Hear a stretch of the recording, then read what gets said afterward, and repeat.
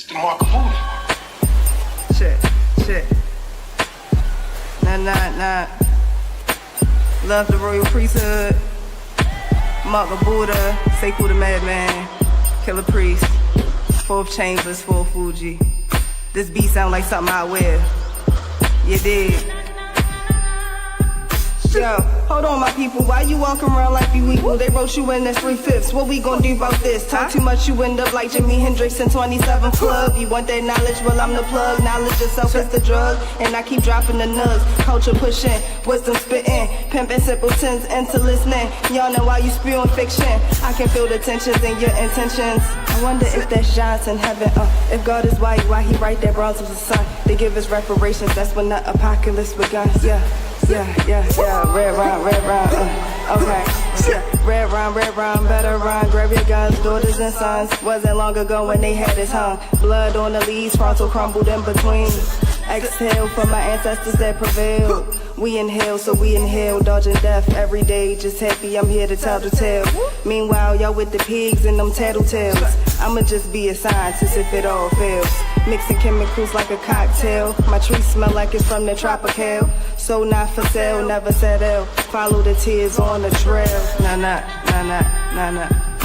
That whole African American thing is to omit, you see, the indigenous black man of this particular land. When we brought the African American term, we cut out all of the Caribbean, all of South America, all of Latin America. And this is another way to reclassify you, you see what I'm saying, outside of power. We got blacks, whites, brown and yellow. We got red, those with dreads found from the ghetto. We got bullet-led and misled, the smile of the devil. On the face of the moon, heart pound like a rebel. Hear the sound of the metal. War in Iraq, 6 feet underground with the shovel. All over the map, the Bible said signs of the time. The Torah said that's your God, not mine. The Holy Quran says it's all Allah's design. The Buddhist says let's meet at the shrine. Thou shalt not eat of the swine. That you is the cut, sure as blue as the blood. Killer priests in the temple, Nehru is the love. That's a political move that was put in by the government to break you down to this subclass, you see, and not be a world community. So to call you an African American is to disconnect you from that global community and that great diaspora that we were talking about. So that's a political move. Yes, come on. The average Native American was this brother's complexion at the turn of the century. Now when you say Native American, it's some white person with a feather in his hair.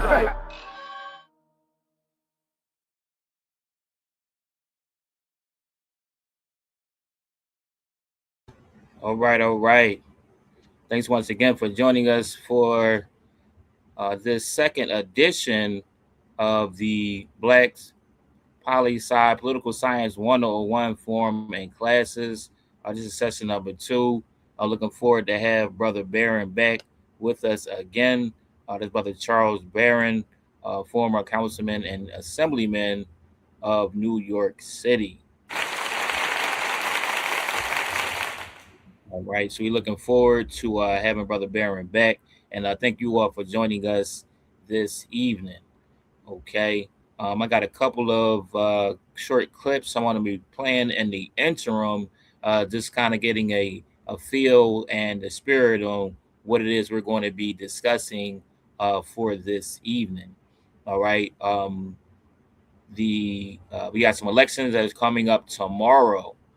Okay, and of course, we have the upcoming pilgrimage May 19th for the Malcolm X grave site. All right, ancestor El-Haj Malik El-Shabazz, our shining black prince.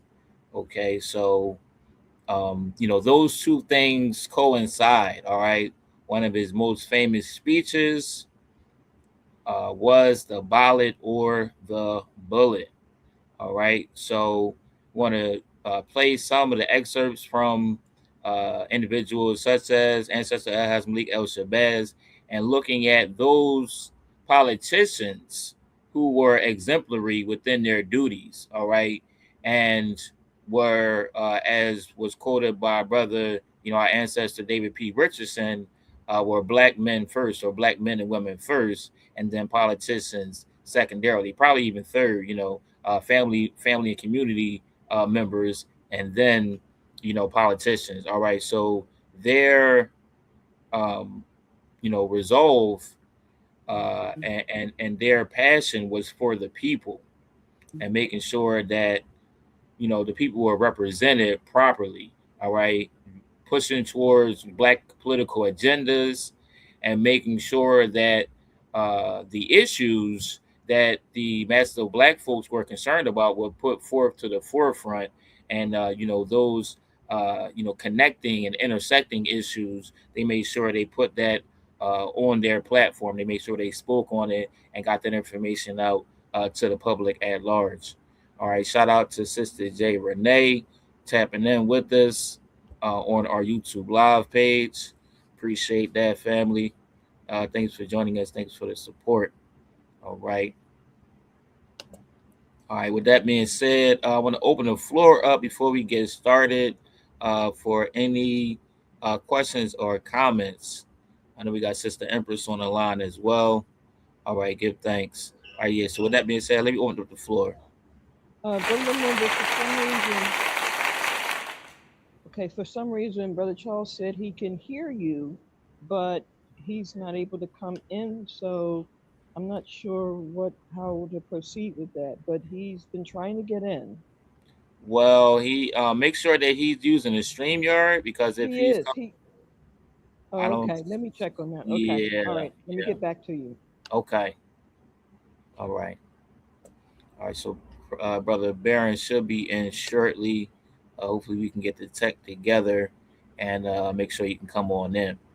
All right. With that being said, let me come to you all for any questions or comments before we get started. I have a comment. Yes, sir. All right, this is Robert A. Moses. I been in the struggle for scientific socialism since I was introduced to Marxism during a government class back in my high school years, 1968. Anyway, and I majored in political science at the University of New Mexico, the political world. And anyway, in 1980 or so, during my senior year at the University of New Mexico, I was in a 400 level problems class for Afro-American studies, hands-on class, practical class, hands-on problem-solving class. And I chose and wrote about Nelson Mandela and the struggle in South Africa to rid South Africa of apartheid and free Namibia. And this was in 1980. And I've been with the Northern Virginians Against Apartheid. I've been with all kinds of movements. And so, I'm just saying that I don't just write to be writing. Things happen.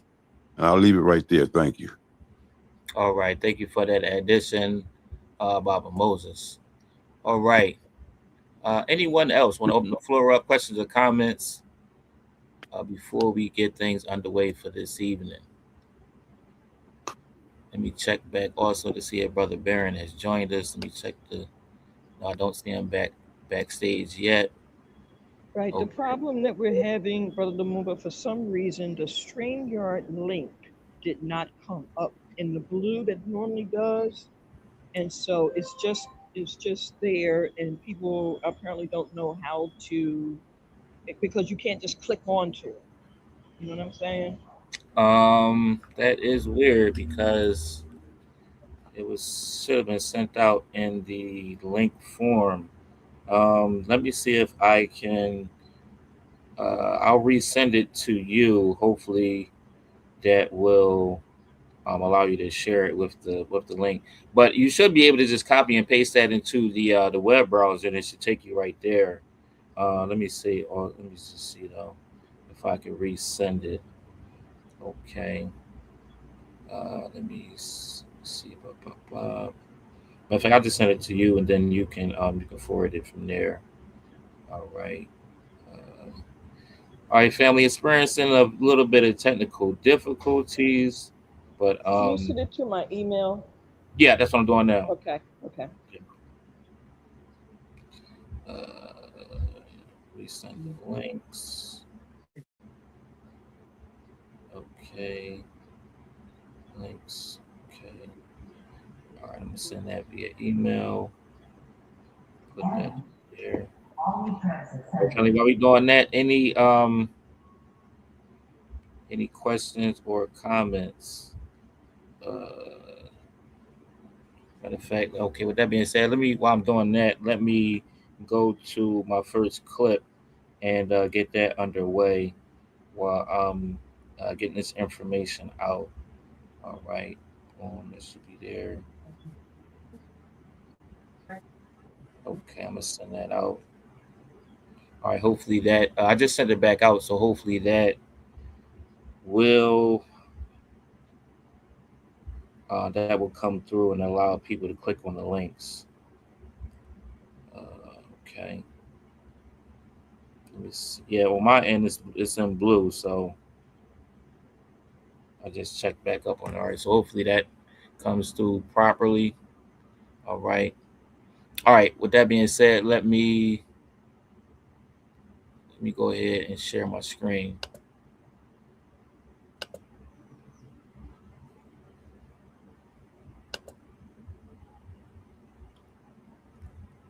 Okay, let me share my screen here.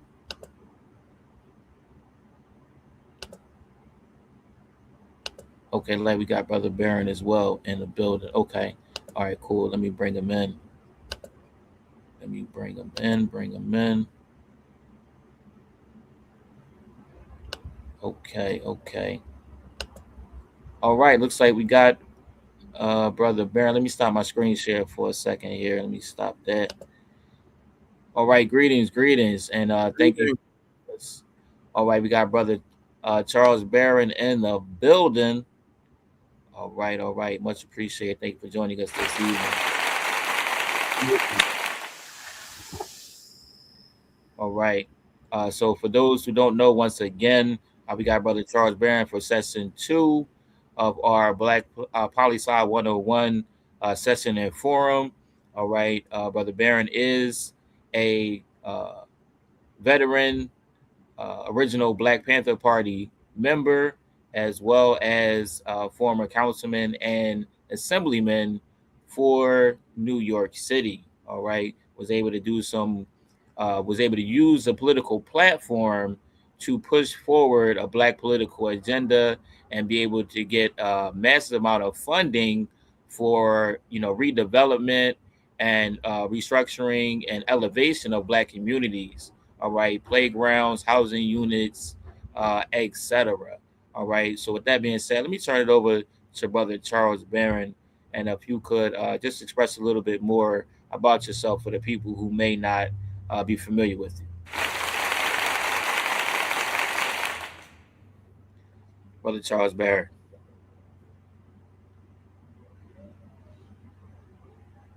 Okay, Brother Barron, you still with us? Uh-oh. Something happened.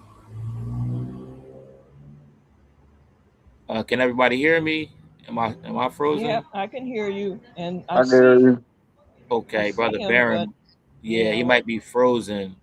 Oh man. Okay. Shoot. He might be frozen. Dang. All right. See if we can get it. Okay. All right. Coming in on another. All right, you can hear me now? Yes, sir. Yes, sir. I want to say uhuru, comrades. It's always good to be on with you. Last week, we talked about how to beat the machine, how to win.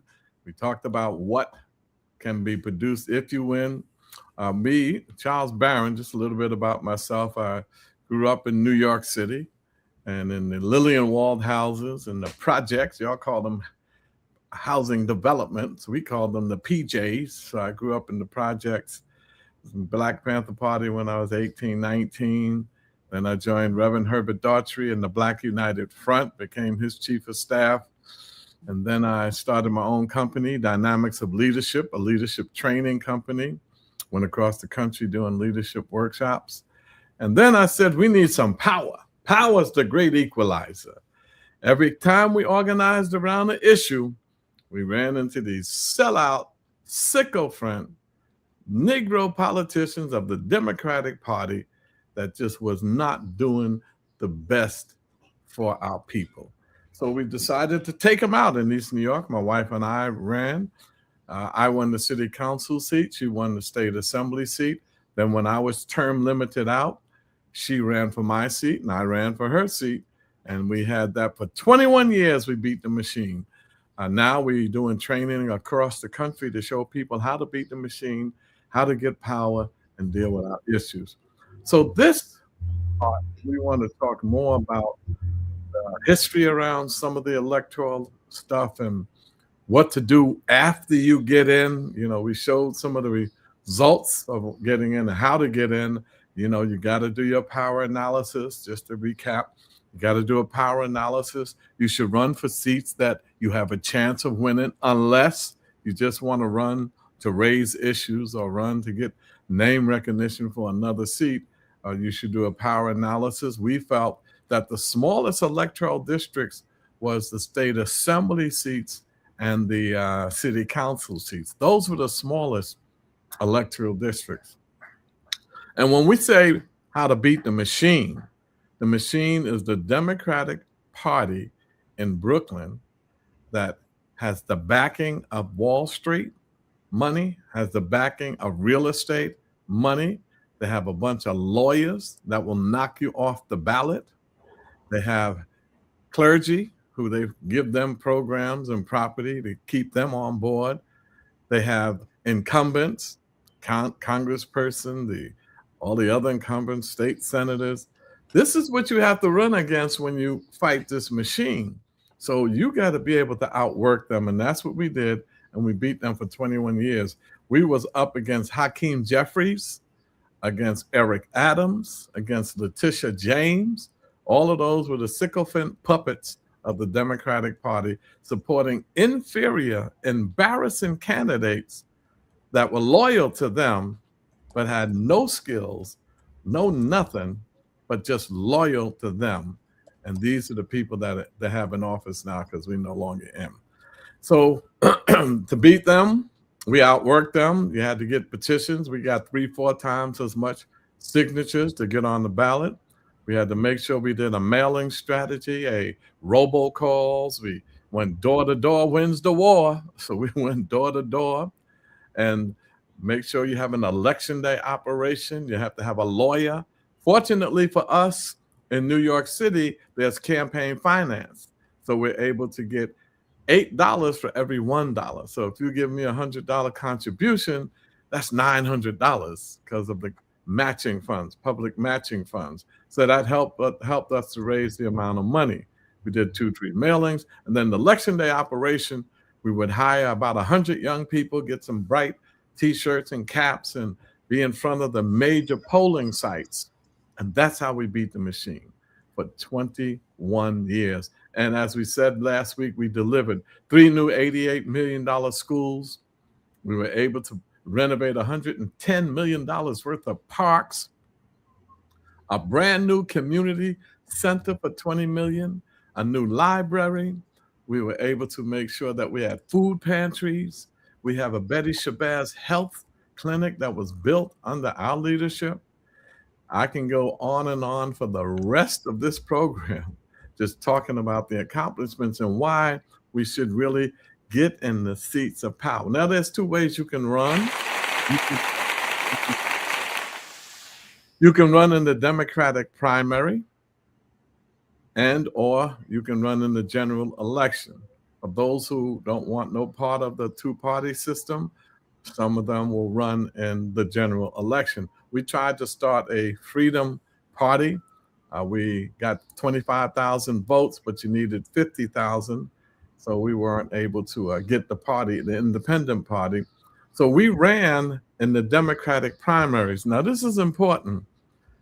Don't be a Democrat. Use it as a strategy, as a tactic. Don't become loyal to the Democratic Party because your family members were, or somebody was, or whatever. And don't get caught up in that Democratic Republican battle Trump versus this one and that one. Yeah, Trump is the worst that ever happened. So was Benjamin Netanyahu. But the bottom line, we weren't free under Obama. We weren't free under Biden. We wouldn't have been free if Kamala would have been in. You would have went to sleep because you thought you made progress as we went to sleep under Obama. So some of the same stuff happened. Deportation happened under Obama, 2.5 million. Obama and Hillary Clinton joined NATO and murdered one of the most progressive African leaders on the continent, Muammar Gaddafi in Libya. Obama and Joe Biden, they had AFRICOM in Africa building 50 some odd military bases in African countries. They create terrorist organizations like Al-Qaeda and say, oh, we got to stop terrorism, and then build a military base in there to stop the organization that they created. You know, in the 60s, we got to stop communism. Now we got to stop terrorism. Now they're arresting drug dealing presidents. Liars. Maduro is not a drug dealer. Now they're going after Cuba's president, talking about he's a drug dealer. Mm-hmm. So they use these pretexts to push imperialism, colonialism. And that's what our problem is, colonialism and imperialism. So I wanted to take this week to talk a little bit about what's in the news. We talked on how we to win, but we're doing a series of programs called It's Not Just Gutting the Voting Rights Act, it's the whole damn system. Mm. So we want to make sure that we don't want to lose the issue. So what we're going to do with each issue, we got this from Amali Yeshitela and the African People's Socialist Party. We did a program with them, and they had, it's not just Trump, it's the whole damn system. So we're going to say it's not just the theft, it's the whole damn system. Mm-hmm. It's not just gentrification, it's the whole damn system. And it's not just gutting the Voting Rights Act, it's the whole damn system. We want to be careful not to organize only around issues and not around power. Dismantle the colonial capitalist system.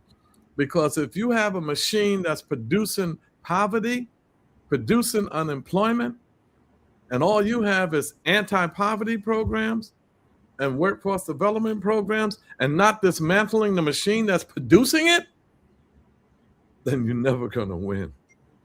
So you got to do both. So I'm hoping in these sessions that we can learn how to beat the machine, organize around issues, and just think, I'm going to give you a little history around the voting rights stuff. But guess what? Let's say we win. We stop them from gerrymandering our districts and depleting Black representation in the congressional seats. So who do we save? Greg Meeks? Hakeem Jeffries? Cory Booker? These are Negroes that have sold us out.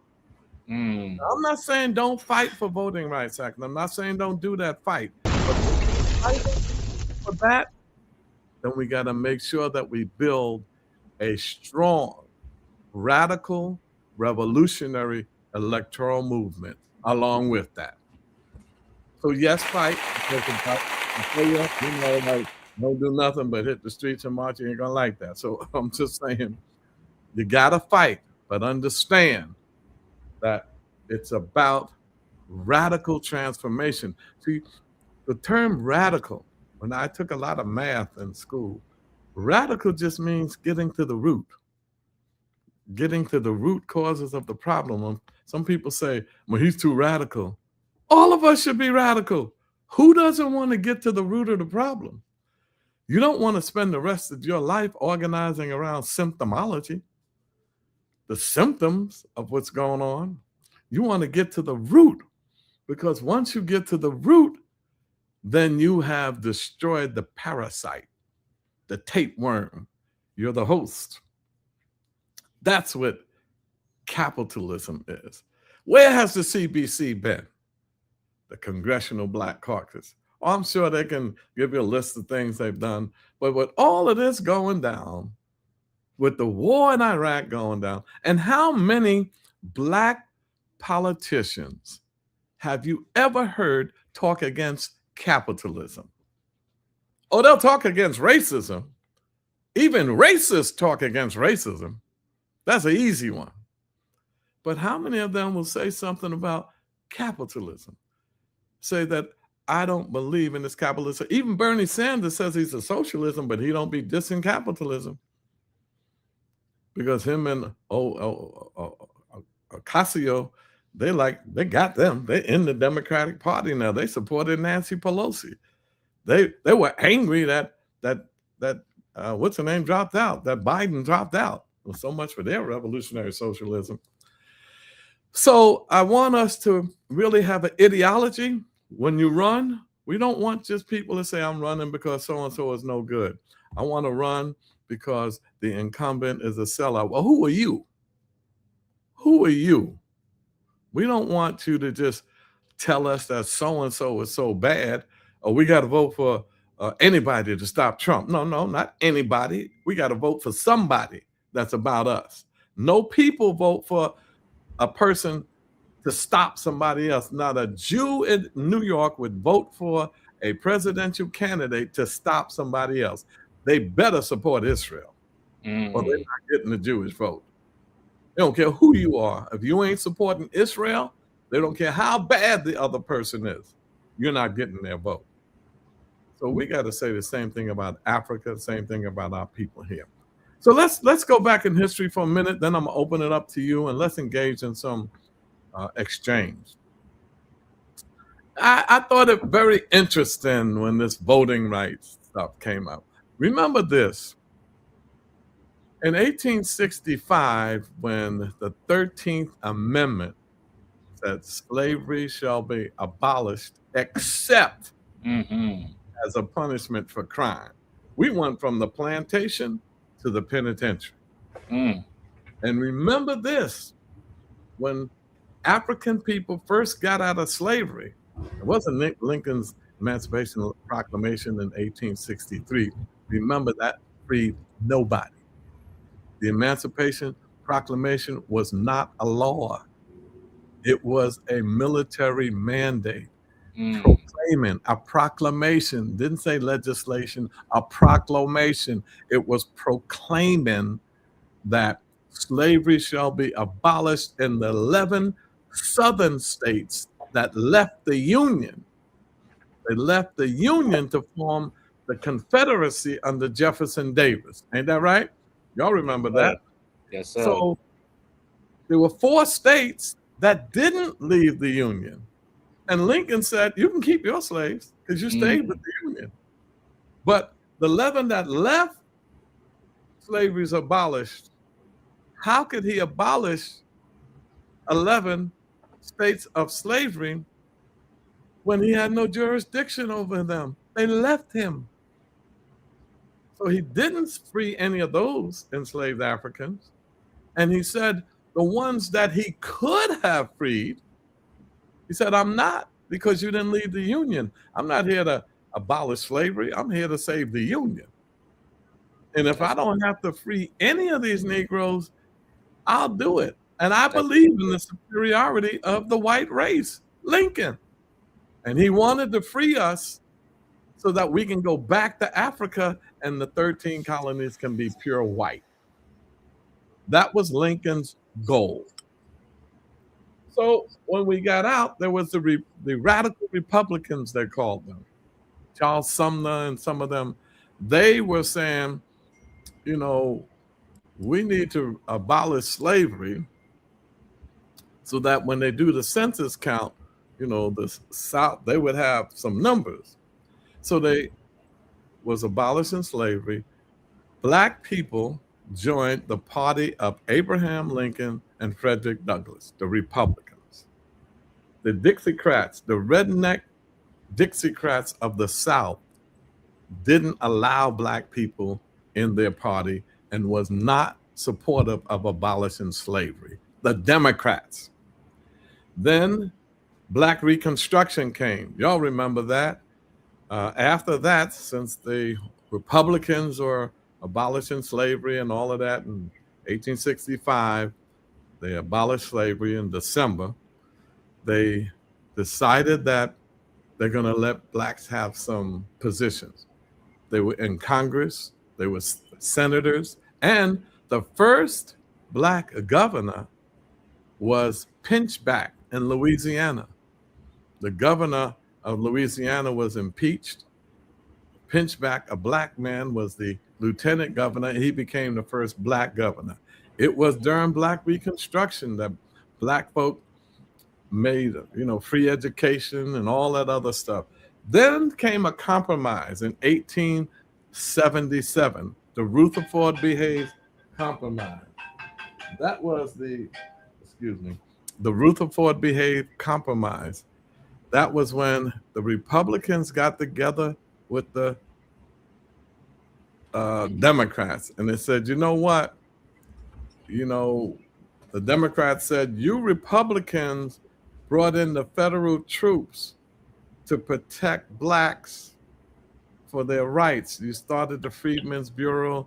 You was giving them some land in the Sea Islands. They have all of these positions. If you remove those troops, let the KKK rise, let us put these blacks back in check, we will let you be the Republican president, Rutherford B. Hayes. We will give him the Electoral College votes. And that's what they did. And that's why people left the Republican Party. And then by 1930, Franklin Delano Roosevelt came with the New Deal. Wasn't no deal for us, but he came with the New Deal. And so all of us went to the Democratic Party and left the Republican Party. Then in 1965, they had the Voting Rights Act and Civil Rights Act in 64, the Voting Rights Act in 65, and we become Democrats. Now, I want to just tip away from one piece while I'm still back there in history. When the country first started, they had to figure out a way to vote for president, to choose the president. So they said, well, let's have a congressional committee in Congress that'll select the president. No, they didn't want that. They said, all right, well, we'll let the governors select the president. They said, no, we don't want that. Okay, well, how about the popular vote? Let the popular vote pick the president. No. So they created the Electoral College. And this is interesting. The Electoral College is based upon a census count of the population in your state, and that will determine the amount of congressional representatives you will have, plus the 2 state senators. So take New York, for instance. We have electoral count of 27, used to be 29, but 27. So there's 25 plus the 2 senators, gives us 27. California has, I think, 54, 55. So that's how they picked the Electoral College, and it's winner take all. See, that's interesting. You got to see how these, let me be nice, see how these operate. This cunning, scheming, low life. They decided that it would be winner take all. So if you win the popular vote in the state, you get all of the electoral votes. So if there's 27, I think it's 29, but let's say 27 in New York.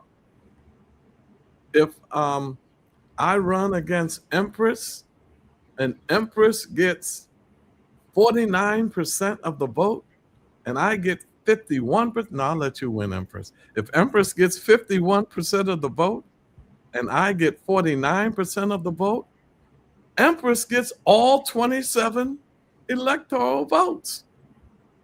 I get none, even though I got 49% of that state votes. Case in point, y'all remember Ross Perot? Mm-hmm. Ross Perot, he ran, he got 20 million votes. No electoral votes, because he didn't win the majority of the popular vote in any state. The winner of the presidency is the one who gets 270 of the 538 electoral votes. You, if you're not an elector, you never voted directly for president in your life. You can't.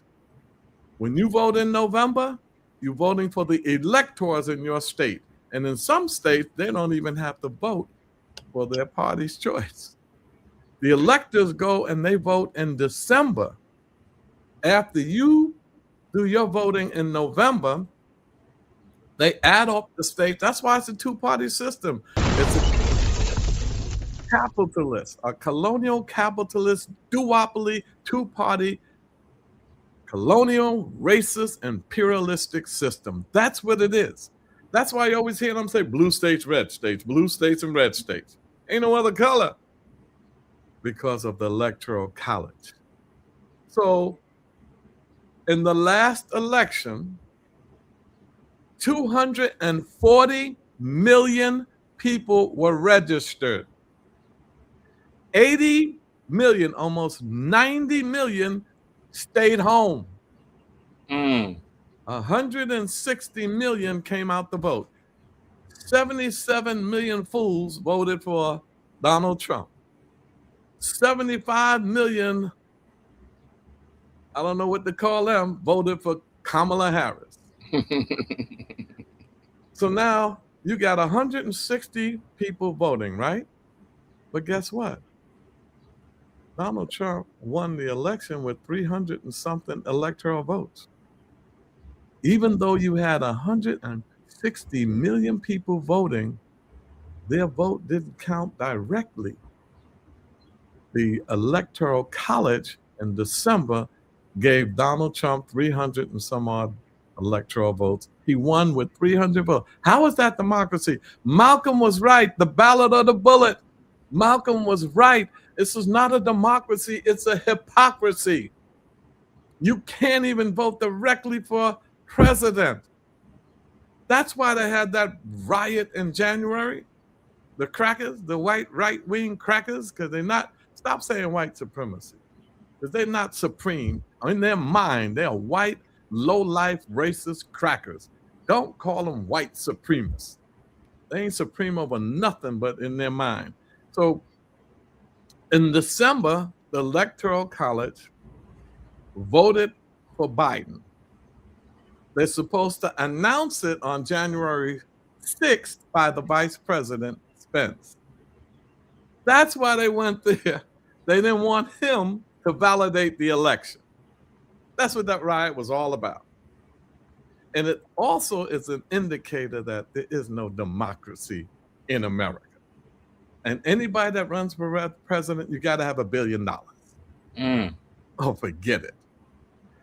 So that's that piece, the Electoral College. And let's go back to where we were. So now, here black people come out of slavery. They're saying, it's 4 million black people in the South. 4 million.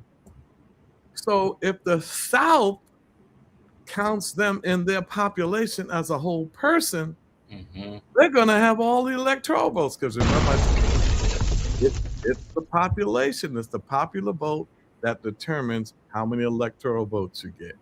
So they said, guess what? Black people are 3/5.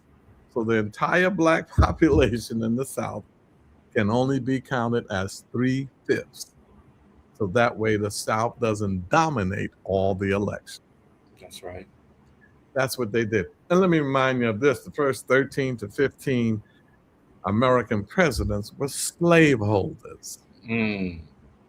Slaveholders. The first 13 to 15 were slaveholders, especially Thomas Jefferson and George Washington.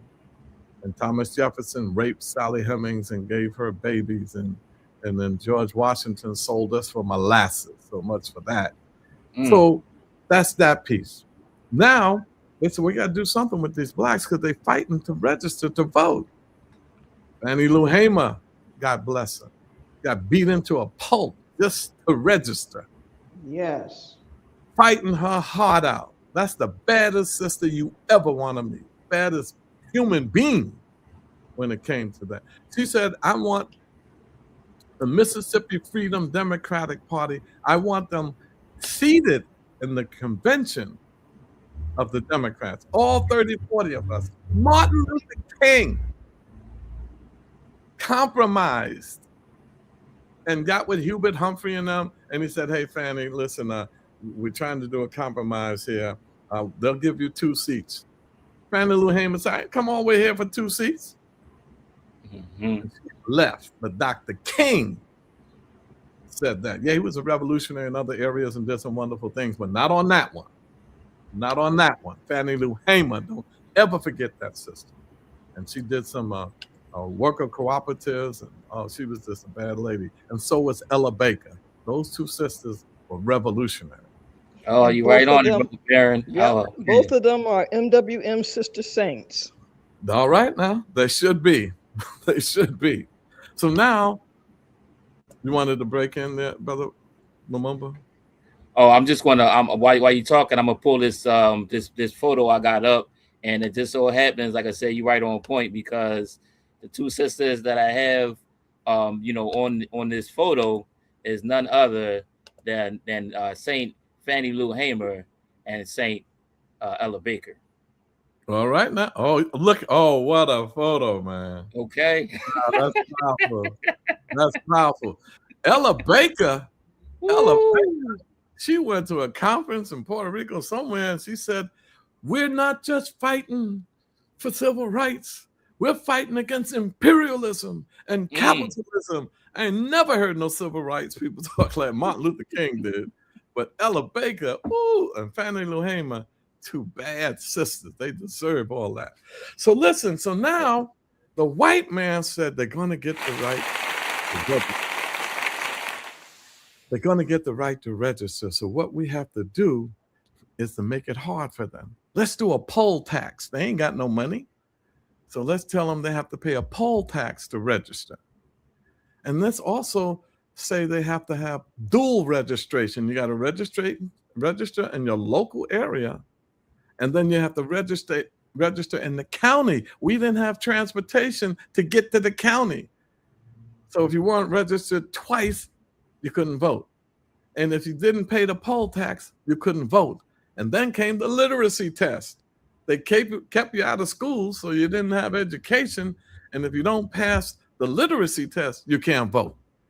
So this was the struggle. So here comes 65, and they say, Voting Rights Act. Get rid of the literacy test. Get rid of the poll tax.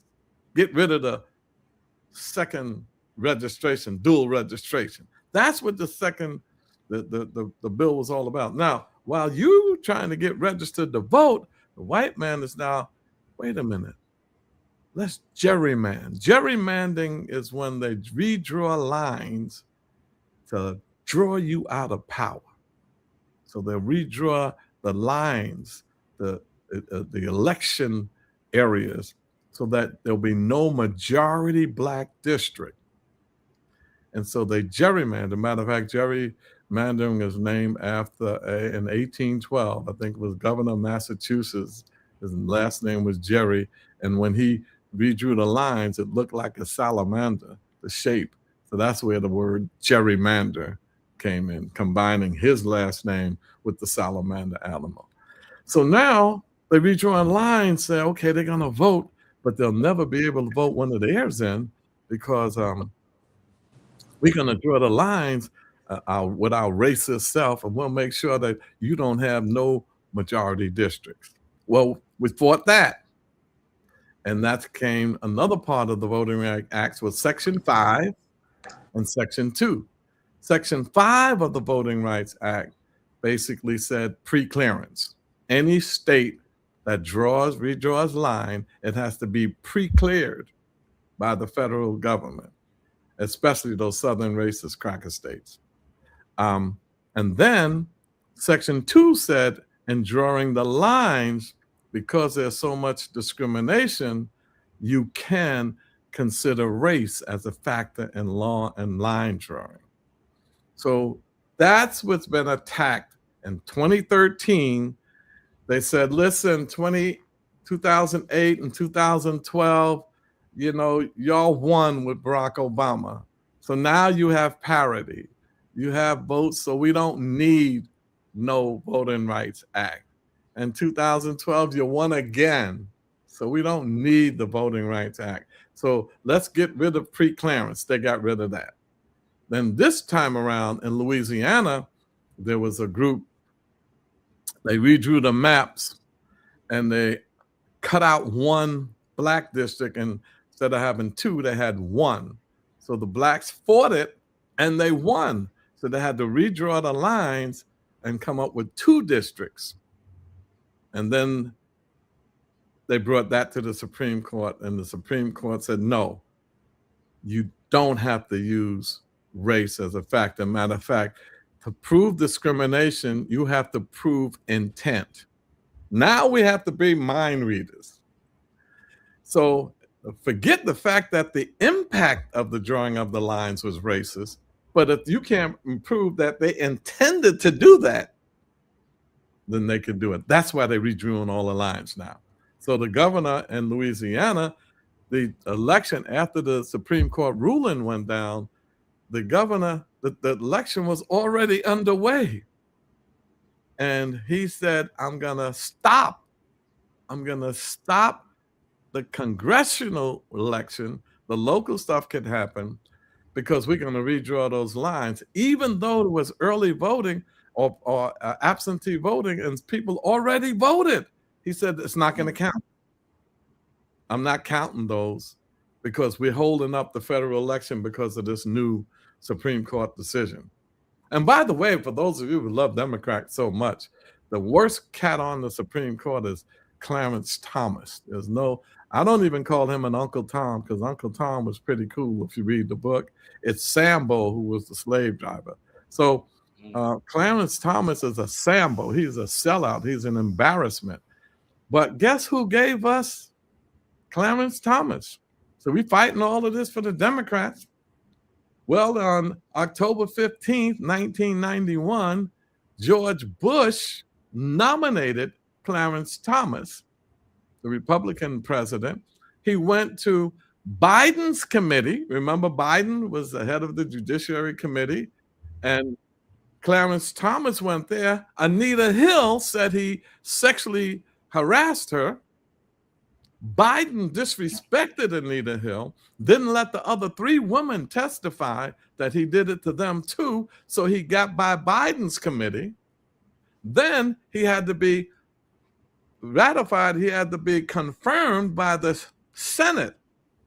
Now the Senate was 57 Democrats and 43 Republicans. Well, the 57 Democrats, 11 of them voted for Clarence Thomas. So he won 52-48. The Democrats confirmed him. So as we fight to get the Democrats in control of the Senate, I just want you to remember that history. I also want you to remember the history of 2008. We had a black president. We had a Democratic House and a Democratic Senate. And may he rest in peace. John Conyers was the head of the Judiciary Committee where his reparations bill was for 11 years. And it never got out of committee, even though he was the author of the bill, the main sponsor of his own bill. It never left committee with a black president who was against reparations, Barack Obama, and a Democratic House and a Democratic Senate. Just for the record. I'm going to close with this and then we can open it up. This is interesting. Now that this is how they redraw in lines now. This is why when Malcolm said the ballot or the bullet, and I've been to some conferences where they were saying the ballot and the bullet, but in any event, this is what they do. So now they're going to redraw lines. There's one method called cracking. Cracking is when you have, like, say, say you have one majority black district. They'll crack it up and put a third in a white majority district, another third in a white majority district, another third in a white majority district. So you would have cracked that up so that there will be no black representation, because that black district is no longer a black district. A third of it is in 3 different white districts. Adam Clayton Powell had that problem. In 1941, he was the first council member in New York, black council member. He redrew the lines because a third of Harlem was in 3 different white districts. So he redrew the lines to make Harlem a 80-90% black district. And then he ran for Congress and won. So cracking is something they do to break up our power. The second thing they do is packing. That way, if you have 3 black districts and 3 black representatives, they'll pack them into 1 district. So you lose 2, because they'll draw the lines so that you'll only have 1 district. The third thing they do is hijacking. Hijacking is when, say, Brother Lumumba and our district is close to each other. He's the representative for his, I'm the representative for mine. They'll redraw those lines so that his district and my district becomes the same district. So now I got to run against him, and we're going to lose 1. That's hijacking. And then the third thing they do is called kidnapping. They'll say, Brother Lumumba has been a problem. We're going to take his house address and we're going to draw his home address into another district. And in the new district, he will not win. That's what they're doing as we speak.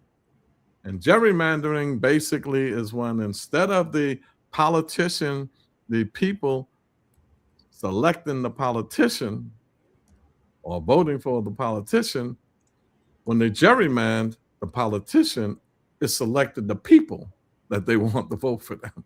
And that's how they redraw that. So I just wanted to give us a little background on some of this stuff that's out there. And we say, it's not just gutting the Civil Rights and the Voting Rights Act. It's the whole damn system. So don't forget, even as you fight for these rights, and as I go through with some of you to show you how you can win seats, never forget that it's the whole damn system. So even when we win Voting Rights Act, they take them away, you get them back. Even when you had them, it wasn't like we were living, way up there. So that's what I wanted to share with you all this session, and many more to come, and I'll open it up for any questions or comments.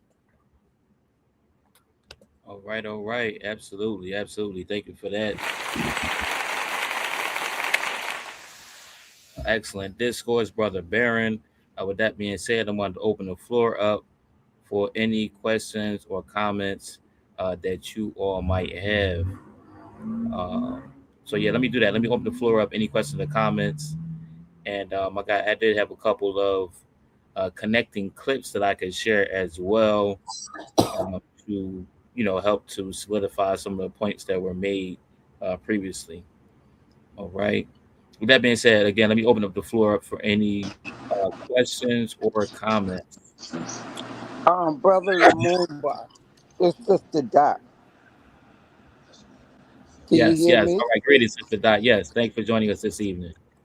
I wanted to know who we voting for tomorrow. Okay. So that's a Philly question, right? Sister Dot is here in Philadelphia, and so we're looking at who. I'm gonna let Sister Empress come in on that.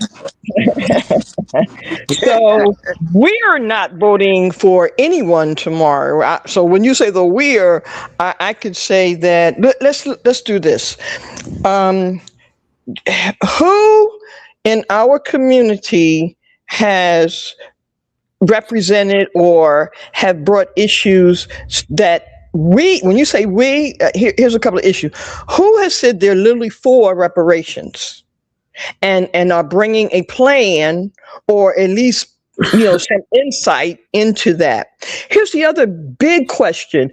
Who of any of the candidates is talking about self-determination? So even though we want to utilize our tax-paying dollars by way of them, because that's what their representation, enables folk to do, the fact still remains, along with that, what things are being supported that are referencing or about self-determination? Lastly, which candidate that are running for tomorrow here in Philadelphia are interested in or support freeing our political prisoners? See, silence. Yeah, none that I know of. Well, there you go. Okay, let's play the devil advocate right here now. Now, isn't this like a primary? But we're supposed to be trying to keep Trump out of office. So although nobody is listening to us or have our back, okay, what's the lesser? Is there a lesser of the evil, or we just not going to do it Well, and have something together come primary? Or what's our plan? okay. So tomorrow is about Congress and I think Senate primarily. Right. So again, this is what I'm suggesting and what we're actually doing. That's why we're having these sessions, Sister Dottie, because we're not trying to tell or encourage people to vote to any great degree until we have people that we know we should be voting for. So we're taking the time now to make certain that if we're going to encourage people to do something or whatever it is, know what we're doing. Because right now what folks are doing is what they just do, which is whatever people tell them to do without any information for the most parts, without really looking closer. And it's not to say that candidates haven't done certain things, but candidates are going to always do something. I mean, it goes with the territory. But you have to now examine more in-depthly what types of things, who really benefits, and things like that. For example, here in Philadelphia, one of the biggest complaints that our people on the grassroots level tell us about is, one, losing their homes, the property taxes going up. The other thing is such the inferior education. So who is literally looking at what are we going to actually do about those things? What's the plan? Don't just talk about, oh yeah, I'm for, yeah. No. What's the plan? What are you talking about us doing? So again, we have to look very carefully now. If we're going to invest in certain things, meaning our votes and all of that, we have to now do it in an intelligent manner. So to go back to your question, Sister Dottie, this is what we're saying. We're getting ready for the next 2 years. Whatever happens right now, we can't, some of us can't really get too caught up in that at this time, because our focus is to prepare folks to run for these upcoming elections for the future. The people who are already there running, they've been there. And they're backed by the people who tend to be anti-Black, even though they Black, or, at least skin-wise. And we know this by now. So we either going to keep pumping and fueling the system, or we're going to do what we're doing right here tonight. We are so thankful for Brother Charles Barron and a few others who can give us the kind of representation, information, and insight. Because we can't keep fueling and feeding the system blindly, ignorantly, unintelligently. So again, to simplify it to about tomorrow, it's gonna be what it be. It's gonna be what it be, whether we voted or not tomorrow. Because the agenda is not, in any case, the agenda is not about us, helping us as a people. That you can believe. We're the pawns in this game right now. So these sessions like this is now to flip that script. Right. Let me suggest something. This is what we did, because that's a very, very, very tough question, because you don't want to tell people don't vote, nor do you want to tell people the lesser two evil. Those days are over. We can't vote for any evil, especially if you're a Christian. You shouldn't be voting for any evil.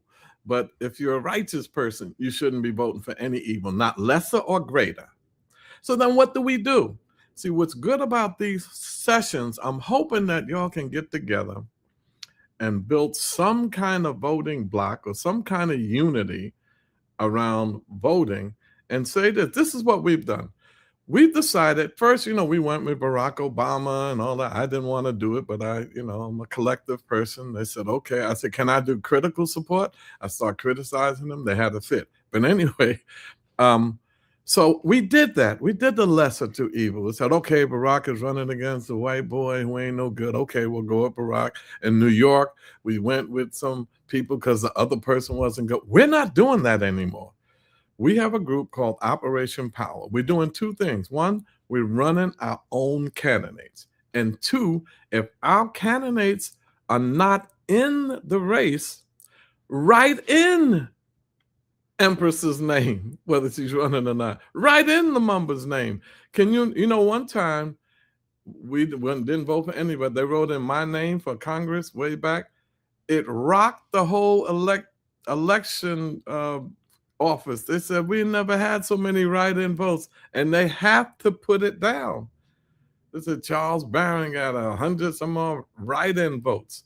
And then one year, instead of voting for Hillary Clinton, we said that our candidate is reparations now. So we wrote in reparations instead of voting for Hillary Clinton. So there's this is about not allowing yourself to be pushed up against the wall so that you have to take the lesser of two evils. I didn't vote for Kamala Harris or Donald Trump. I voted for Cornel West. I supported his campaign. And other people, and they said, well, if you vote for Cornel, that's like a vote for Trump because he's going to take votes away from Kamala.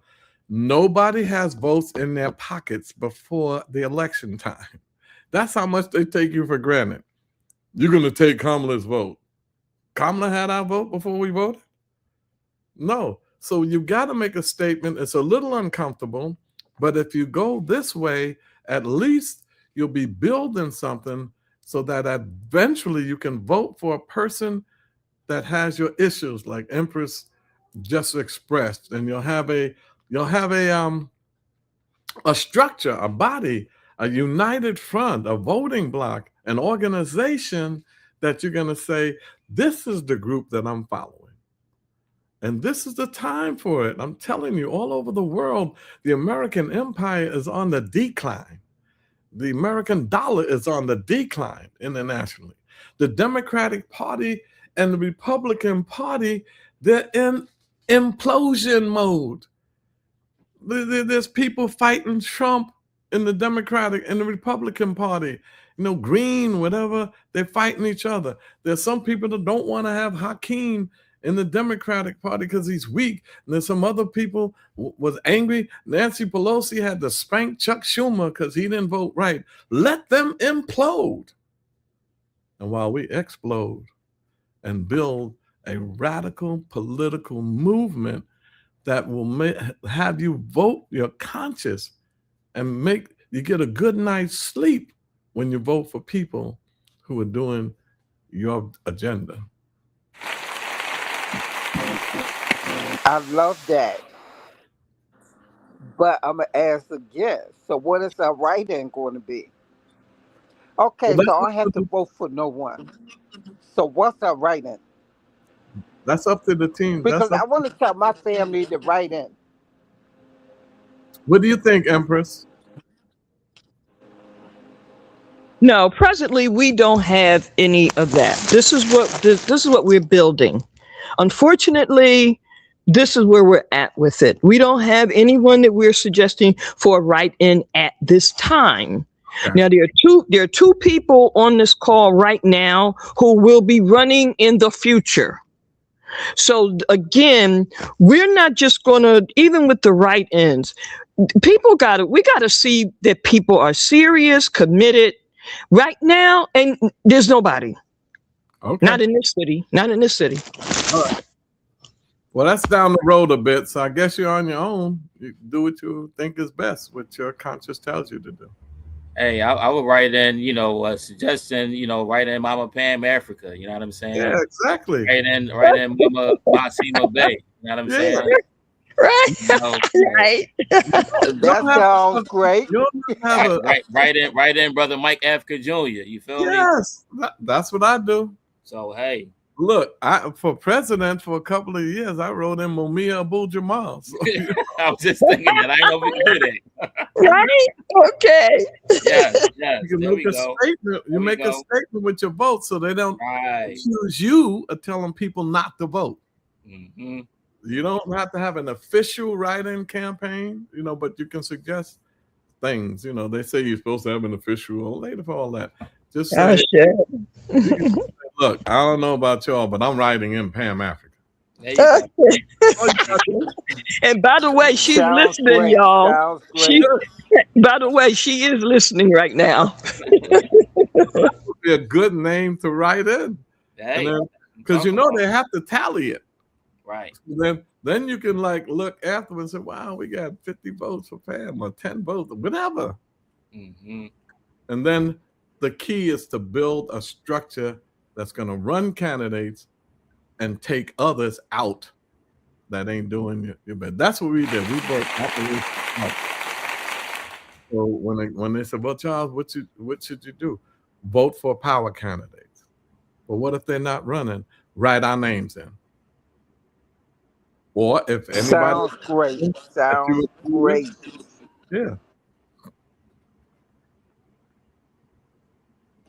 All right. Excellent. Pam Africa it is then. Thank you. That's a good one. Right. We had a couple of suggestions. Other one, Mike Africa Jr., you know what I'm saying? Umi Abu Jamal, Those are statement votes. You're making a statement. And remember, you're not doing anything that bad because, as I told you, for the presidential election, 80 million people stayed home. White people.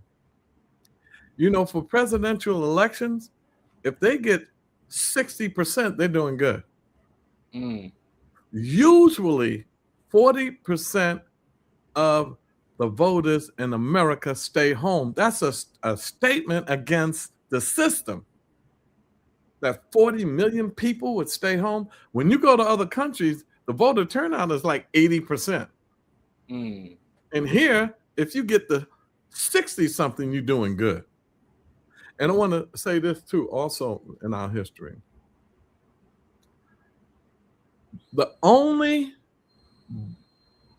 Democratic president that got the majority of the white vote, or the latest one, was Lyndon Baines Johnson in 1964.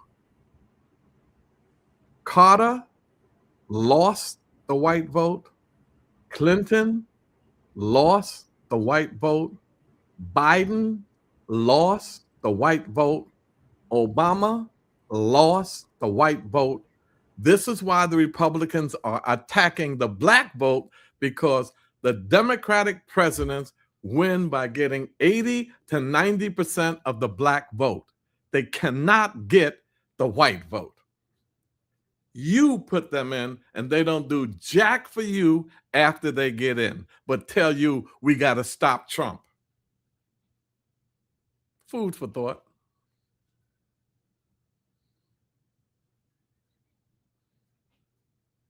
Yes, sir. Absolutely.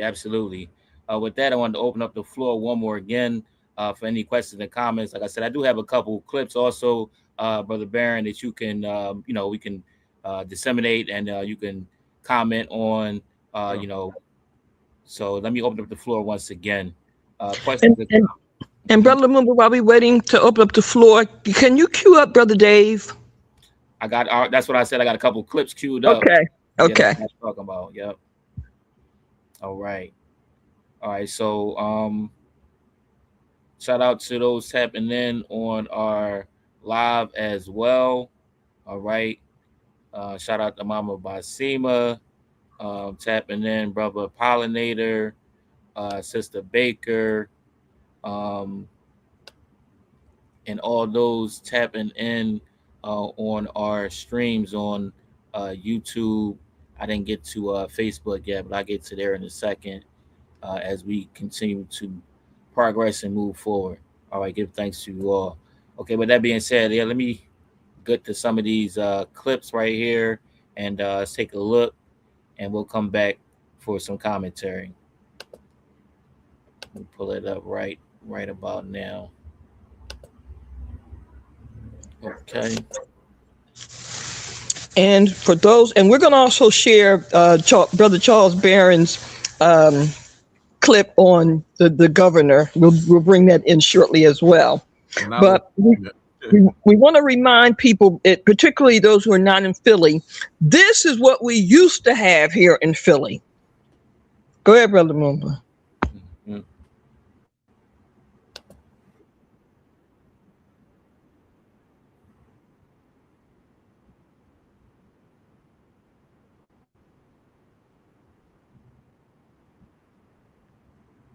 Can't hear it.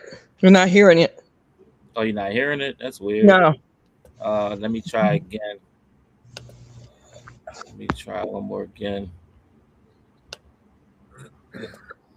All right. Try this again.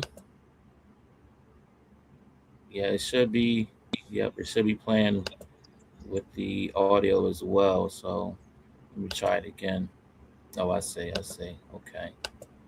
I see it now. All right, that should fix it. Okay. Okay. On the move. Assalamu alaikum.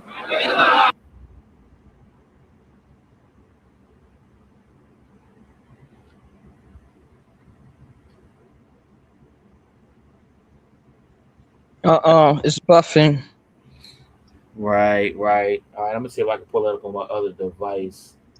I might have too much going on at one time. Okay. While we're waiting for that, family, again, this is State Representative Dave Richardson, who was one of our state reps here in Philadelphia. Of course, made transition in 1995, I believe, really almost right before the Million Man March, because he was very much involved in organizing for the Million Man March. But you can already tell. Look how he opened up what he was going to say. You know what I'm saying? I mean, see, this is what we used to have here. That was refreshing. Yes, but then he gave all the other greetings too, right? Yeah. I mean, this is how in tune he was to the people. And you see what he had on his head, Brother Charles? About to say that. He had his kufi on, and That's right. That's what we need. This is what we need. Right. That's right. And I mean, we're not saying that just what y'all, folks that we running down, that's what y'all got. But you gotta have something that is distinct, that let folk know, don't come at me with no whole lot of dumb stuff. That's right. We gotta do that. So again, hopefully we can bring this clip up. It's very brief. For those of you from Philly, y'all already done heard it, I'm sure. And this just happened to be at a Mumia Abu Jamal rally. Okay. These people now, today, you ain't gonna see them at no Mumia rally. Mm-mm. Right? Mm-mm. And so a few of them will go to some move stuff because see now it's a little more, shall we say, sanitized. So they'll go to a few move things, but nothing that deals with Mumia. And so this is what we're talking about, to bring forward elected officials that are unapologetic, That's right. consistent, serious, know what they're talking about, know our people for real. That's right. Okay, hopefully we got it back. Okay, yeah, let me try it now. Okay.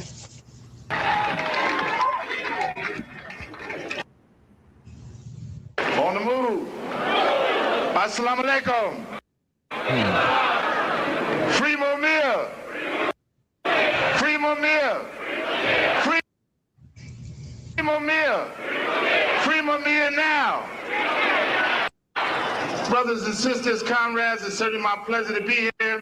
One of your state representatives from the Commonwealth of Pennsylvania. I am ashamed to be a state representative in the Commonwealth of Pennsylvania with a chump like Governor Ridge at the helm. I'm ashamed. But I wanted to come here today to let you know that some of us are not afraid. That even though we may be elected, we'll say what's on our mind. But we must understand that we're freedom fighters first, and that all the other things come next. That I'm a black man first, and then a state representative. I don't confuse the two. And I think it's time for us to wake up and realize and understand that you got a lot of us that are willing to go to battle, because the freedom ain't gonna never be free unless we take it. There's too many of us sitting around thinking that it's gonna come to us on some damn silver platter. Wake up, you fools, and understand this man has no respect for you, none whatsoever. And they will continue to do what they do to Mumia only because they feel that you don't have no heart. Well, let me just say this to y'all. I want to send a message to the FOP. I want to make it loud and clear so it won't be any mistake about what's being said today. And I'm saying it as a black man in the city of Philadelphia and not as the state representative. I ain't scared the hell of y'all. And I'm not going to let you intimidate our people either. That's over. So when you come on with some threat about you going to boycott every event that we have and you want to stop the people from coming to contribute their money, get the hell out of our way, because we ain't going nowhere.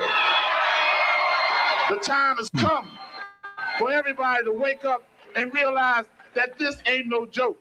We're not going to let you take Mumia's life.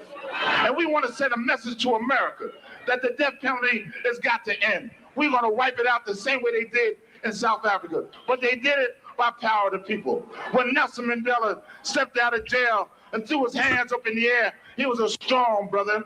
After 27 years being in jail, it didn't cripple his spirit. And I want to let all of you know that have come from all across this country. You got some brothers and sisters in Philadelphia that are willing to rumble no matter what and ain't afraid of the Philadelphia police, the National Police, the FOP, and all the rest of them that come together with it.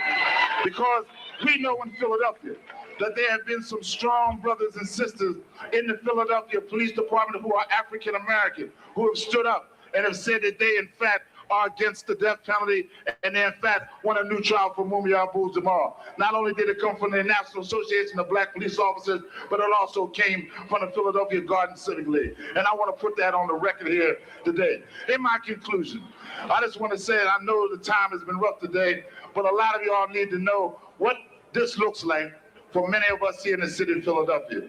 Governor Ridge is getting a message again. Not only did those 115,000 calls go on, that's an underestimated of the number that have been calling, that's an underestimated number of those who signed petitions, that's an underestimated number of those who've come in and out of the city of Philadelphia from all across this country to give the kind of solidarity that's needed in order to make sure we free Mumia Abu-Jamal. We're not going to take this lying down. And I know that Mumia in his heart knows that we're all with him. So brothers and sisters, we're here as freedom fighters and black liberation strugglers who understand the importance of who and what we are, and we ain't gonna let no titles get in the way. Free Mumia.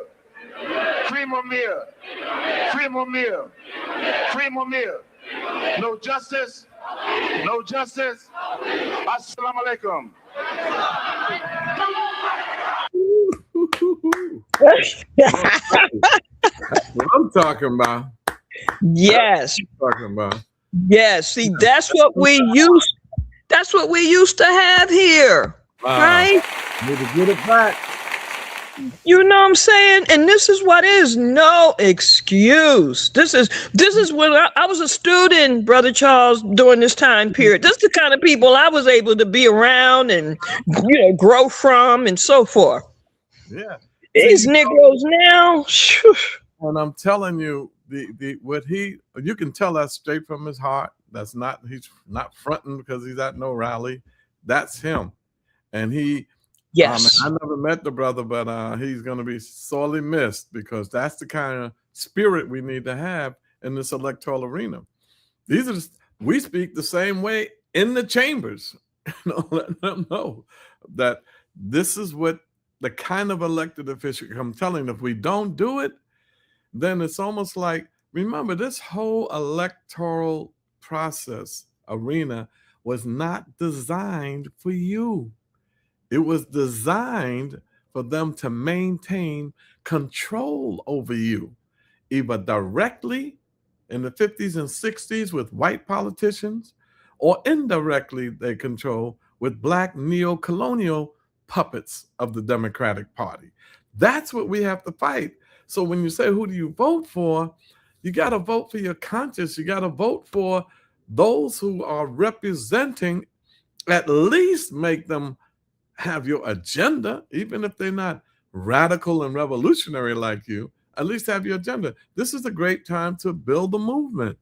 We may not get what we want in the upcoming elections, but we can build toward it by having these kinds of sessions and developing the kind of elected officials that will represent the people and not their sycophant.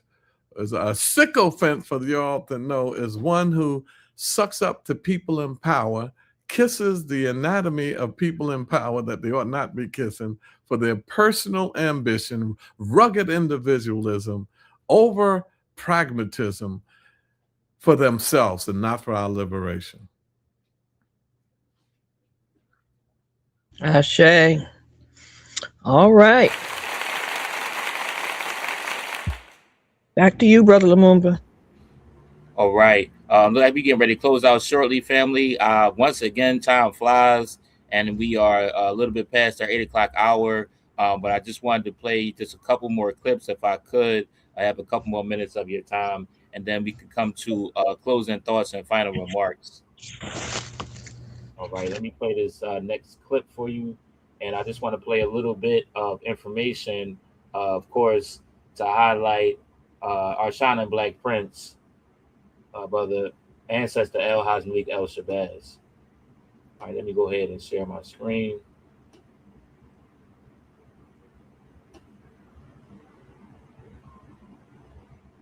In Detroit, on April 12, 1964, a powerful voice filled the church. That voice was Malcolm X. He stood tall at King Solomon Baptist Church. People came to hear something bold. Gradually, Malcolm shared his big idea: the ballot or the bullet. He meant this: Black Americans should vote for real change. But if voting didn't work, they would stand up in other ways. Now, here's the strong part. He said the fight wasn't just for civil rights, it was a fight for human rights. Just 1 month before, Malcolm left the Nation of Islam. Now, he spoke freely. He called for pride, power, and protection. Step by step, he changed minds. He told people not to wait. They had to act now. Even today, this speech still shines.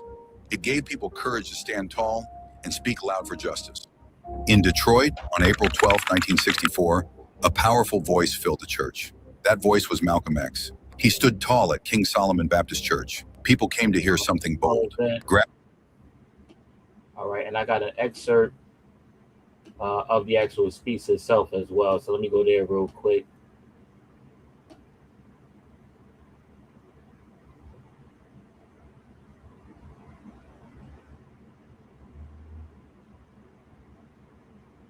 All right, hopefully this comes through. Let me give it a quick refresh.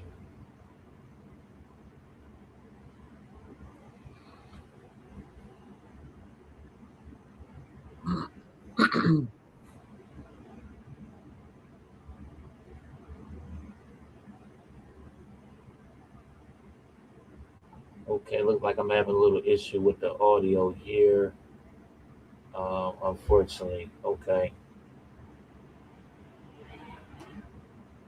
All right, let me see if I can bring it back. Let me come back to you all really quickly for any commentary. Can we go to Brother Charles's clip? Well, I'm having issues with the audio right now, so I'm trying to But get these together currently. Okay. but we try that one. Maybe that one might work, like Dave's worked. Well, yeah, the audio just cut out on me, so I'm trying to get the audio back together. Okay.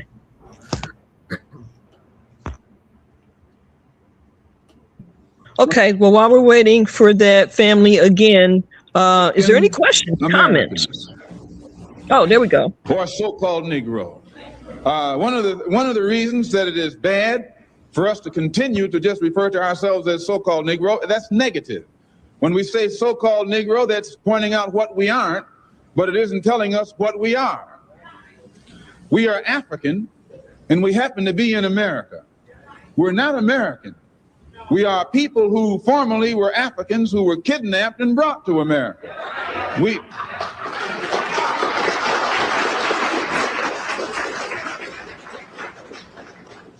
Our forefathers weren't the Pilgrims. We didn't land on Plymouth Rock. The rock was landed on us.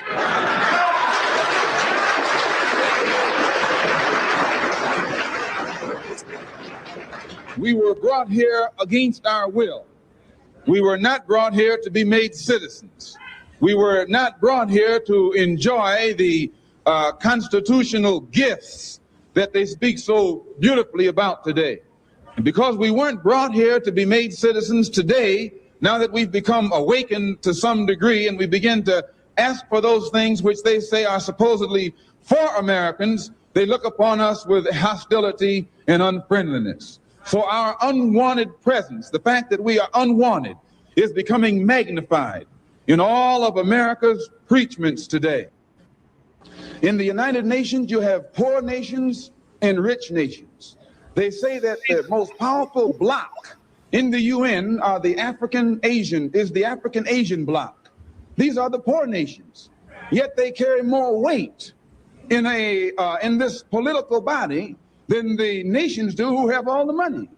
Why? Because no matter how wealthy America is, she only has one vote.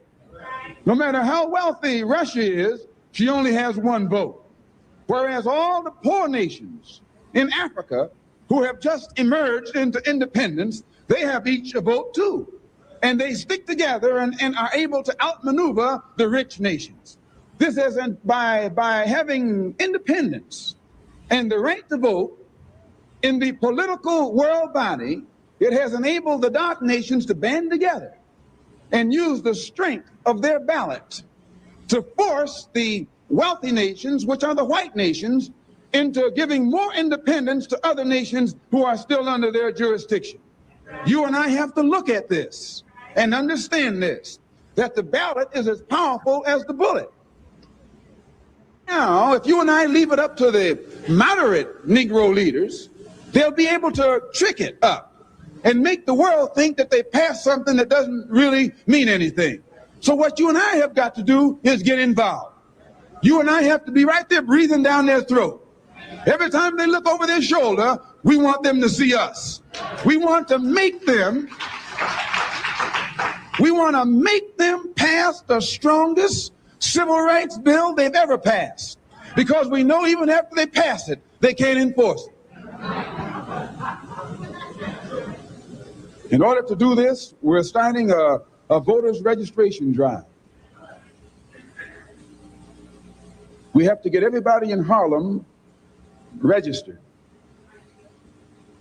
not as Democrats or Republicans, but registered as independents. We're going to organize a corps of brothers and sisters who, after the city is mapped out, they won't leave one apartment house door not knocked on. There won't be a door in Harlem that will not have been knocked on, to see that whatever black face lives behind that door is registered to vote by a certain time this year. Nobody will have an excuse not to be registered. We'll ask him, let us see your card. If you don't have the sense of responsibility to get registered, we'll move you out of town.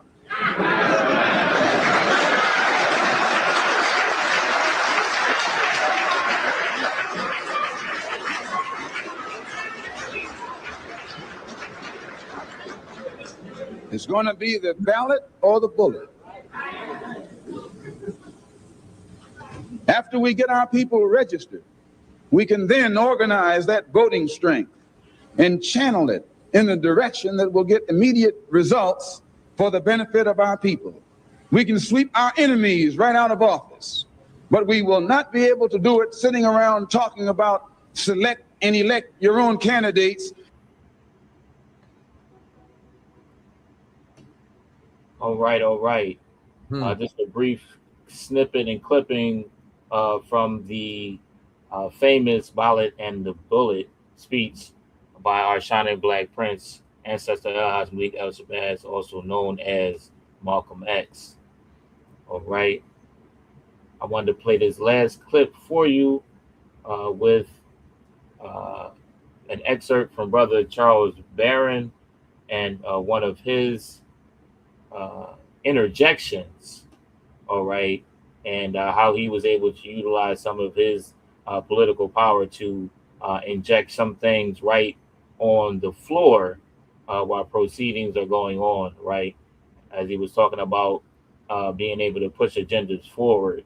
All right, let me go ahead and share my screen one more again, and then we'll come back to you all for any commentary, quick commentary, and final thoughts and closing remarks. All right, let me go ahead and share my screen one more again.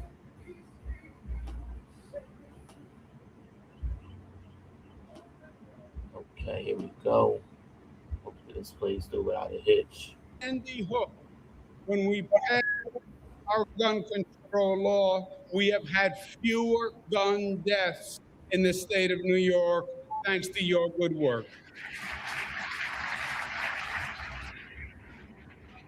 That is leadership. Fiscally responsible Democrats. That's okay. Okay, Assemblyman. Let me finish, and then you'll have your turn. Okay. Everybody sees you, and everybody heard you. Have a seat, Assemblyman. That's leadership. Fiscally responsible Democrats were brought.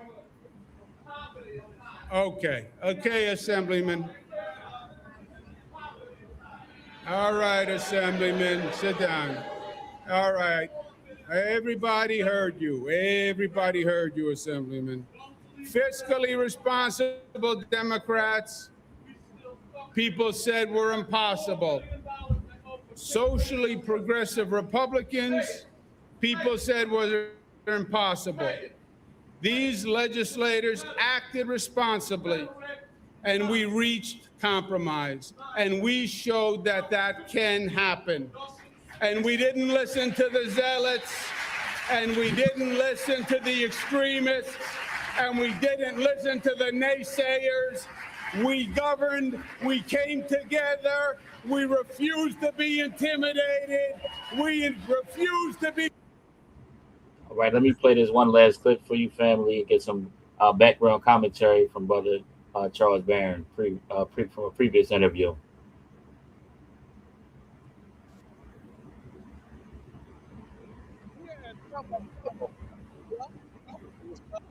It was $10 million poverty in the Bronx out of a $140 billion budget.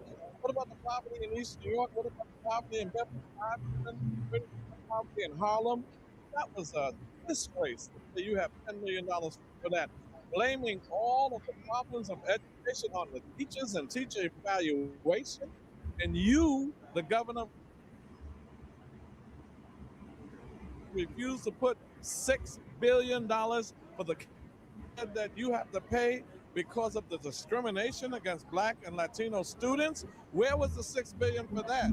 That's a court-ordered payment. $5.4 billion for settlement money. Remember he spoke of that?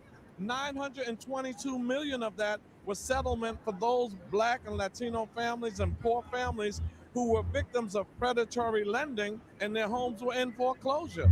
How dare you not give a penny to them? And you're giving it $3 billion for infrastructure improvement and all of that, and not a dime for the families that helped you to get the money in the first place? Reforms in criminal justice, a special prosecutor that he will assign, business will be going on as usual. All right. Let me stop it there, family. Well, Okay. let me just say two things real quick. One, the first one was a strategy that I used. That was his State of the State address. That's like the State of the Union address that the president does. There were 2,000 people in there, and all of them were his invitees. And I was in there with the state assembly and the state senate. So I knew they were going to boo and all of that. But he had never been confronted like that. Everybody's afraid of him. That's why I did that. When I got up, that was on every channel, in every newspaper in the state. And those people who were afraid of him now were afraid of me, because the commissioner said, if he's going to do that to the top dog, I know what he's going to do to me. So that was a strategy I used to get a whole lot out of this government. And you notice I turned around because I said, oh man, they can only see the back of my head. I said, let me turn around. So I turned around and I was saying, pay the $6 billion. And then I said, I can't go back to my seat. I got to get out of there. And when I left, all the media was right out there waiting for me. So I stole his show. And what happened is the newspapers the next day, the Daily News had a picture of me pointing at that. The Post, who hates me, they had me on the big picture, and all the papers in the state. See, sometimes you got to bust their stuff up and don't be afraid. Don't be afraid of getting booed. Don't be afraid that he ain't going to pass your bills and all of that crap. You realize the next year, he said, he called me up. I never spoke to him before. Assemblyman, I'm not your enemy. I want to bring a park to your district, and I want you to stand with me. I'll give you all the credit. He brought to my district the Shirley Chisholm Park and put $20 million into it because I did that. And I told him this. I said, Governor, bring the park because my community needs it. But I would never stand with you, and you can't give me credibility. I lose credibility standing with you. So bring the park in, get your Negroes that you usually get to skin and grin with you. They'll stand with you, but I won't. So now, park, we got a $150 billion budget, and you're not dealing with poverty, you're not dealing with unemployment, you're not dealing with homelessness, and you're not dealing with mental health issues. These are the things that cause crime. So no, I ain't standing with you, but bring the park. And he did.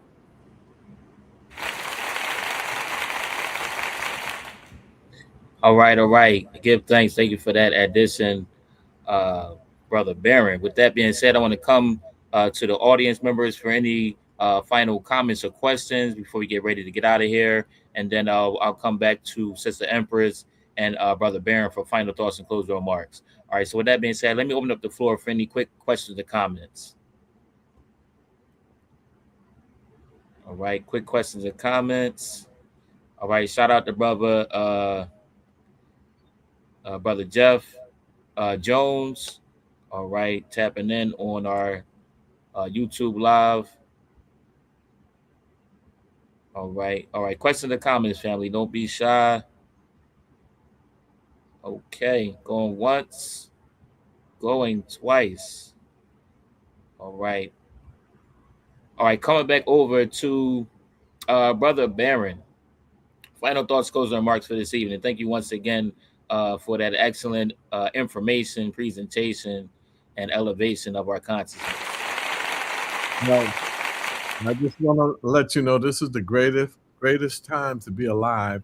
We're experiencing birth pains of a new world order. The American empire is dying.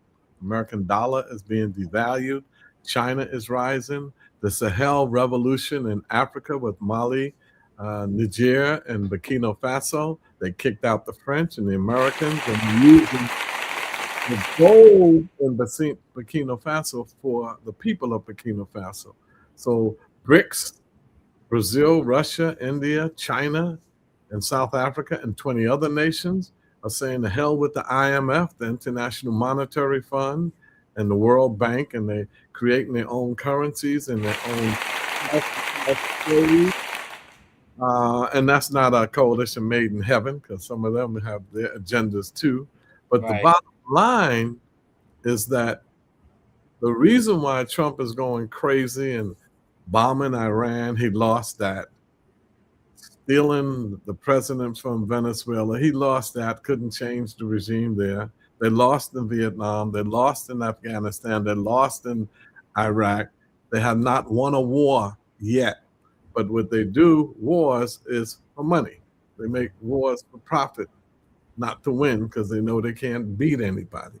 So he panics and says, I'm going to annex Canada. Right, make that the 51st state. Now he's talking about Venezuela being a state, and he's talking about taking Greenland and making the Gulf of Mexico the Gulf of America, turning the strip into the Riviera. The man is losing his mind because America is a dying empire. Just as the British Empire died and the British pound was no longer the currency, the American empire is dying, and so is the currency. But you are in the belly of the beast. We are 51.2 million strong, Black people, African people in the belly of the beast. We need to organize in Philadelphia as we're organizing in New York and make this revolution from the bottom up. Power is the great equalizer. Black power.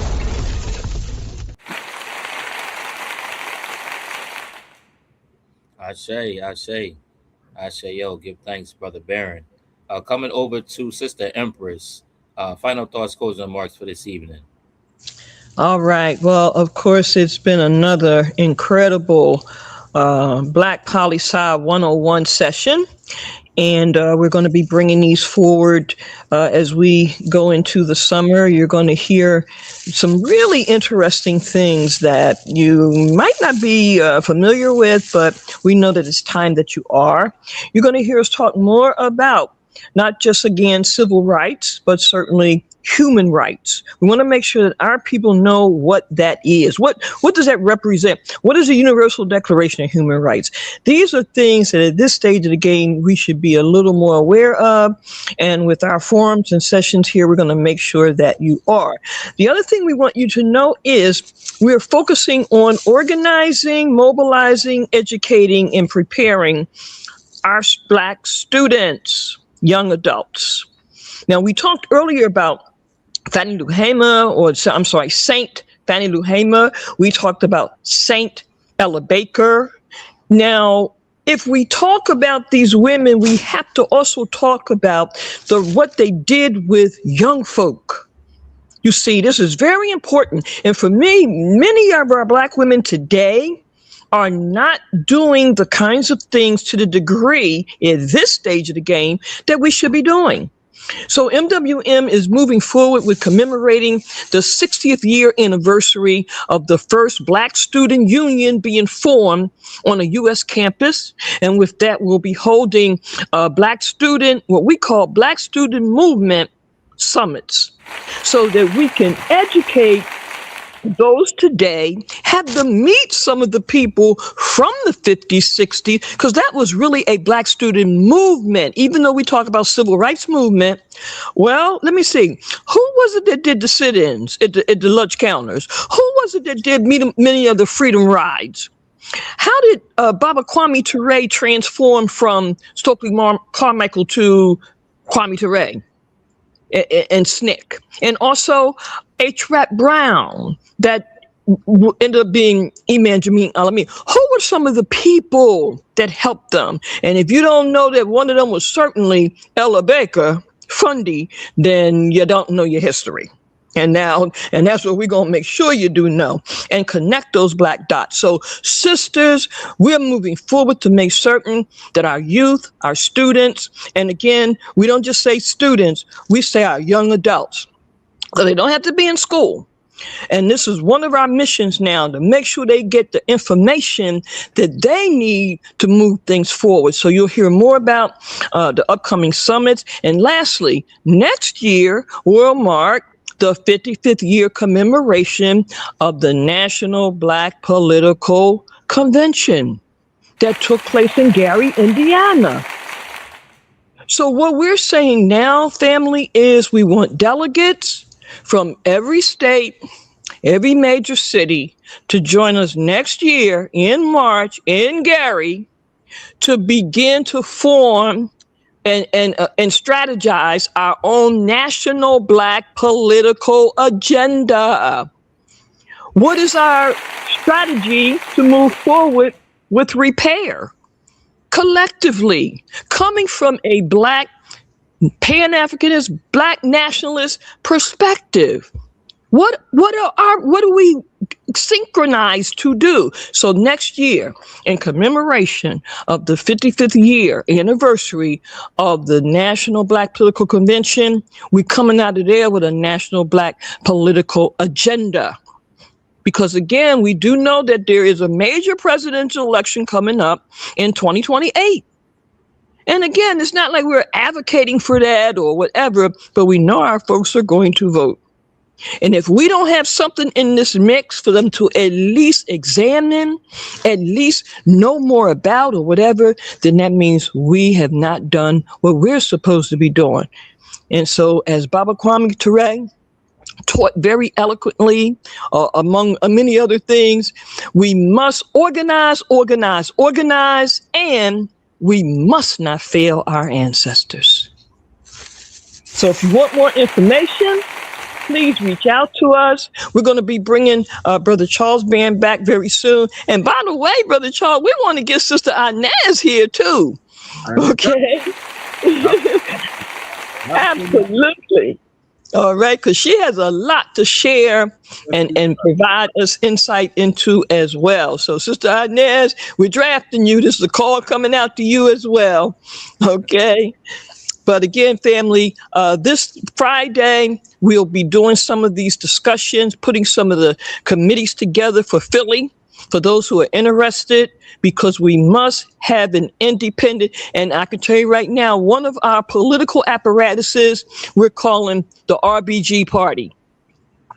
How you like that? And again, it's not a full-fledged party per se in terms of political, but it is designed to begin to do the things that we need to do preliminarily. So again, the RBG party is coming. So on Friday, which is the 22nd, I believe, we will be at 31 North 60th Street, starting at 6:30. We will be at it's a church, little church, but it's in the hood, it's in our community, and we're going to be going all over the city with these sessions. For those who are interested in running for positions for the future, we want to get to know you now. For those who are interested in becoming Black Town Watch persons for our communities, as opposed to just the city Town Watch. For those who want to be not just block captains, but block community generals. We want our own everything. So again, Friday is one of our first sessions, 6:30, 31 North 60th Street here in Philly. And Brother Lumumba give you information on how you can reach out to us via email and text and etc.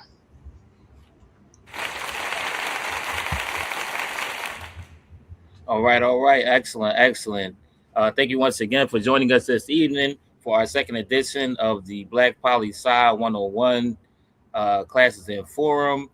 Thank you, Brother Charles Barron, for joining us and being able to, disseminate a lot of good information as well as your experience and wisdom as it pertains to the political arena. Much appreciation. All right. With that being said, family, you're going to close out for this evening. For more information, matter of fact, let me go to you, Brother Charles. I'm not sure if you have anything upcoming that you want to share with the people or any way they can, be able to support, a website or email. Yes, you can contact me at our email. It's Charles Barron, CharlesBarronOp as in Operation Power at AOL.com.